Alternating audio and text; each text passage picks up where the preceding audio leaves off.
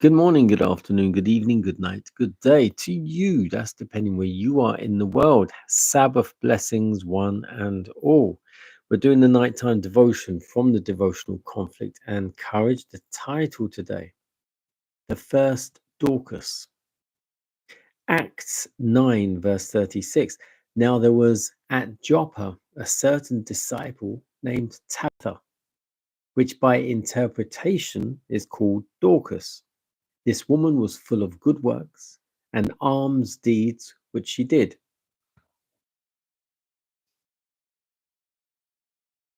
So at Joppa, which was near Lydda, there lived a woman named Dorcas, whose good deeds had made her greatly beloved.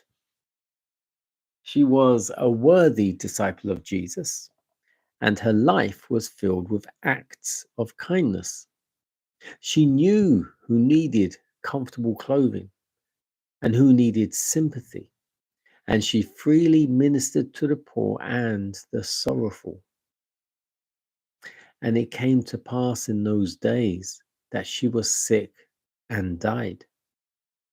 Hearing that Peter was at Lydda, the believers sent messengers to him. When he has come, they brought him into the upper chamber, and all the widows stood by him weeping, and showing the coats and garments which Dorcas made while she was with them.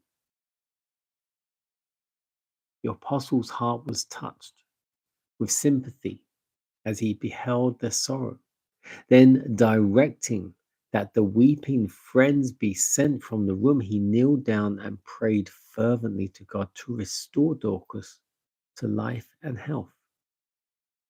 Dorcas had been of great service to the church, and God saw fit to bring her back from the land of the enemy, that her skill and energy might still be a blessing to others, and also that by this manifestation of his power, the cause of Christ might be strengthened.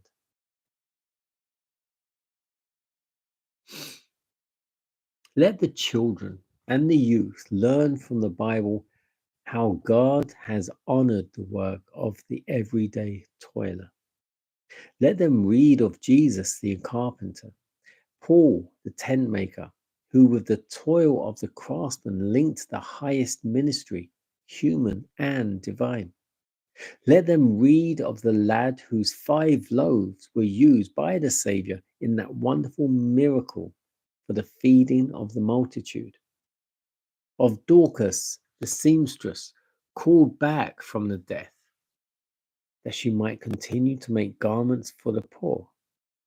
Of the wise woman described in the Proverbs, who seeketh woolen flax and worketh willingly with her hands, who stretcheth out her hands to the poor, yea, reacheth forth her hands to the needy. Of such a one God says, she shall be praised. Give her of the fruit of her hands, and let her own works praise her in the gates.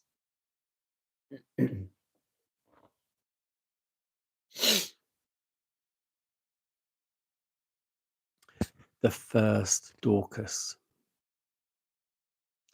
This is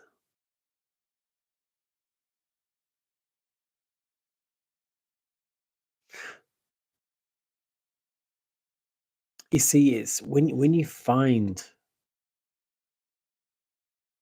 maybe your passion for something you love to do, or the skill or the blessing you have, the gifts that you have,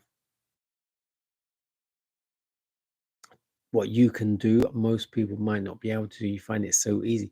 Don't take it for granted.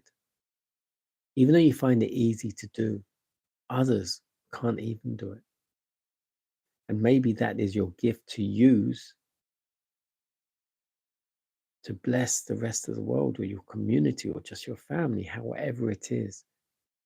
And anything you find easy to do that is worthwhile is your gift.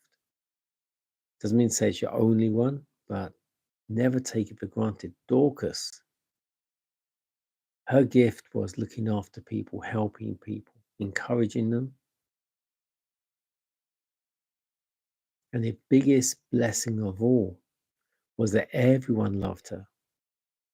So much so, even that Peter had heard, and he prayed to God to bring her back to life so she can still be that blessing to others.